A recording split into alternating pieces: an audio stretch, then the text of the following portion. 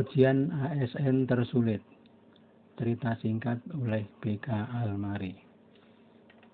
Alkisah, setelah lulus pendidikan pesantren, Bagus Burham magang di tempat Pangeran Buminoto.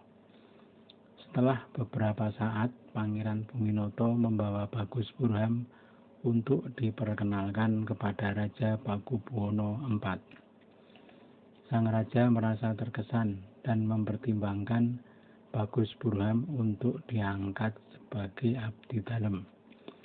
Namun Raja Pakubuwono IV keburu mangkat dan digantikan oleh Raja Pakubuwono V. Pangeran Buminoto yang dahulu mempromosikan Bagus Burham merasa bahwa Bagus Burham sudah pantas diberi jabatan. Namun sudah 2 kali permintaan Pangeran Buminoto tidak dikabulkan raja, dengan alasan bahwa jabatan-jabatan yang kosong masih ada pewarisnya.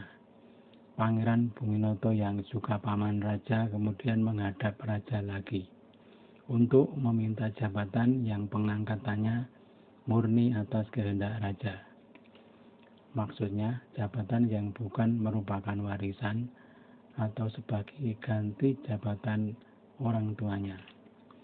Raja yang merasa didesak kemudian menyarankan agar Bagus Burham sering dibawa ke istana dahulu, agar terbiasa mengenal tugas-tugas seorang pejabat. Pangeran Buminoto agaknya salah paham, mengira bahwa Bagus Burham akan diwawancara. Maka Bagus Burham yang sudah menunggu di luar disuruh segera masuk menghadap raja. Raja menjadi sedikit jengkel, kemudian meneruskan pembicaraan tanpa berkata sepatah kata pun kepada Bagus Burham. Di dekat mereka bicara ada sebuah genta besar sekali yang baru datang dari Belanda.